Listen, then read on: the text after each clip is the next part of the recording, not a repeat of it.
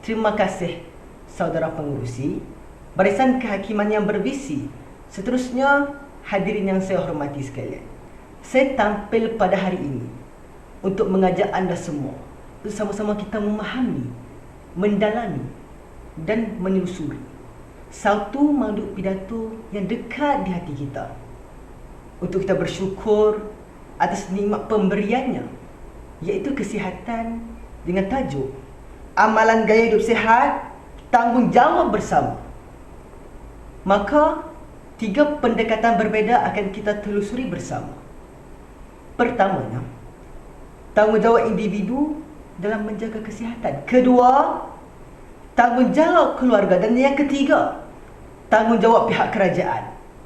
Menurut preambel Perlembagaan Pertubuhan Kesihatan Sedunia 2006, gaya hidup sihat merujuk kepada keadaan fizikal, minda dan sosial yang sehat, yang cerdas serta bebas daripada penyakit, berlandaskan keadaan sosial dan masyarakat.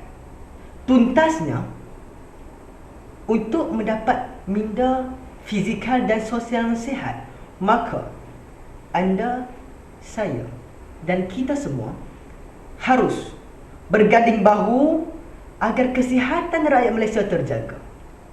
Sidang hadirin, pertama, tanggungjawab individu. Pelbagai langkah boleh diambil untuk mengamalkan gaya hidup sihat.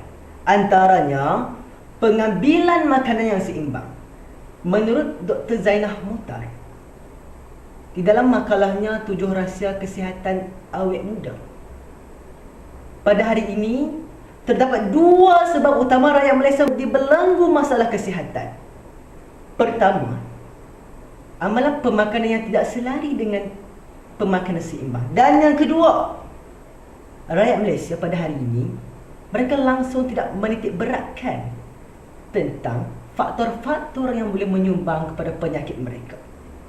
Sidang hadirin sekalian, pada hari ini kita lihat, apabila kita memakan sepinggan nasi, haruslah dilengkapi dengan pelbagai nutrien-nutrien lain seperti sayur-sayuran dan vitamin-vitamin yang lain. Oleh demikian, maka pada hari ini saya seru kepada kita semua agar kita sama-sama menjaga kesihatan, agar tahap obesiti yang tertinggi di Asia Tenggara dapat dikurangkan.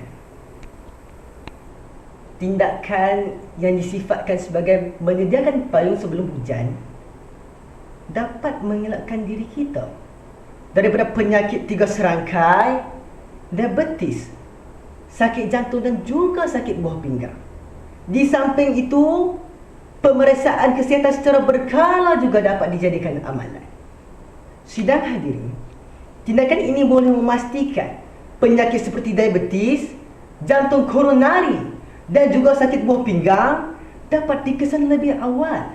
Seterusnya, dapat dibendung dari semasa ke semasa. Jangan pula sudah terhantuk baru hendak tergadah. Pada saat itu, segala-galanya sudah terlambat. Maka pada hari ini, kita harus sedar bahawa masalah kesihatan di Malaysia sedang menghadapi tahap yang sangat serius. Oleh demikian, tanggungjawab individu sangat penting pada hari ini. Sidang hadirin yang saya hormati sekalian, kedua, tanggungjawab keluarga. Hadirin sekalian, kanak-kanak montel mungkin tengok comel. Namun pernahkah hadirin terfikir, apakah kesan dan bagaimanakah perasaan hadirin sekiranya kemontelan itu terus sehingga mereka dewasa? Oleh hal demikian, pendidikan makanan harus dibentuk sejak awal lagi. Maka kita harus sedar, ahli keluarga memainkan peranan yang sangat penting dalam menentukan pola pemakanan anak-anak agar mereka mendapat nutrien yang secukupnya, agar proses tumbuhbesaran mereka berlaku dengan baik dan penyakit obesiti tidak akan melanda negara ini lagi.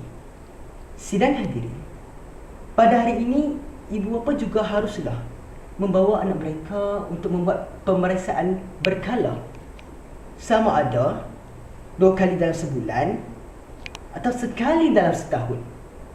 Sidang hadirin sekalian, dengan ini ibu bapa dapat mengenal tubuh badan anak-anak dan akhirnya mereka dapat mengesan apa yang telah dihadapi oleh anak-anak mereka, dan mereka semestinya dapat menyediakan makanan terbaik untuk anak-anak mereka. Jelaslah, pemeriksaan kesihatan secara berkala perlu dilakukan oleh para ibu bapa sekarang agar generasi yang akan datang tidak lagi mewarisi penyakit pada hari ini. Sidang hadirin warga satu Malaysia sekalian, kita masuk madal fikir saya yang ketiga dan yang terakhir, iaitu tanggungjawab pihak kerajaan. Hadirin yang dekat di hati, ketiga, tanggungjawab pihak kerajaan. Kita seharusnya bersyukur kerana isu kesihatan telah diangkat menjadi antara agenda terpenting dalam negara.